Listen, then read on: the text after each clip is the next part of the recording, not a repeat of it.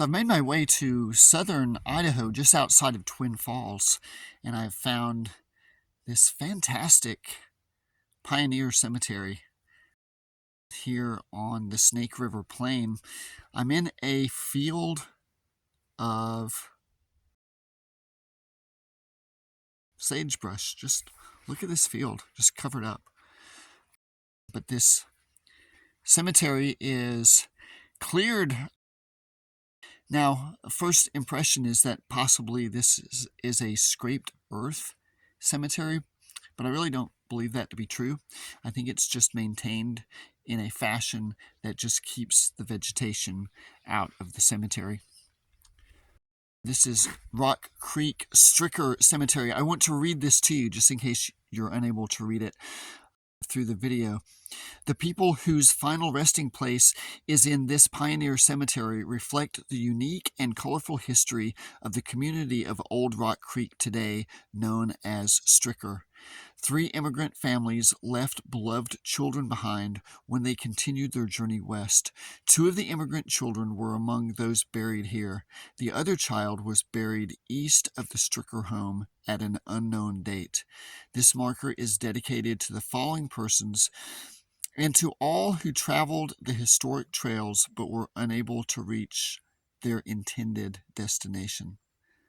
1874, J.R. McNair, a Kelton Boise freighter who was crushed between his wagons on the hill north of the cemetery. 1874, Huey Gwynn, a murder victim.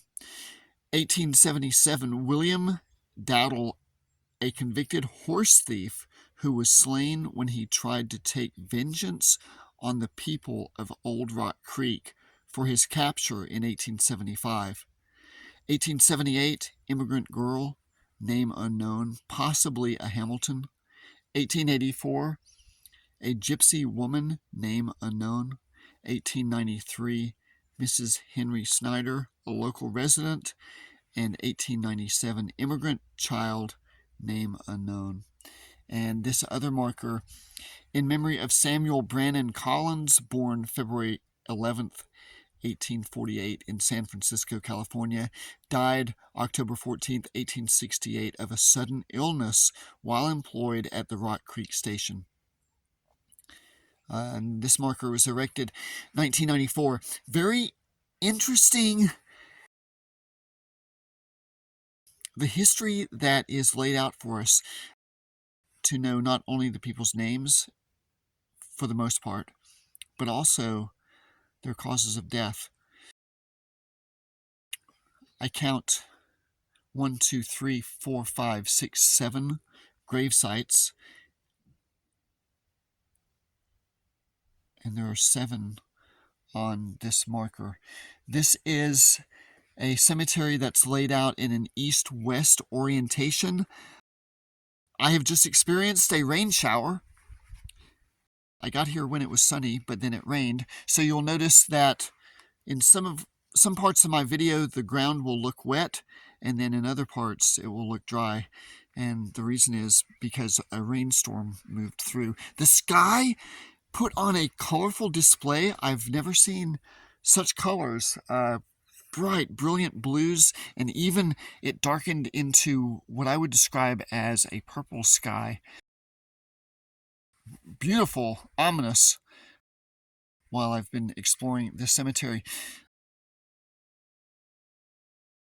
That blew into the fence line, and on this little stretch in the back of the cemetery is this grating.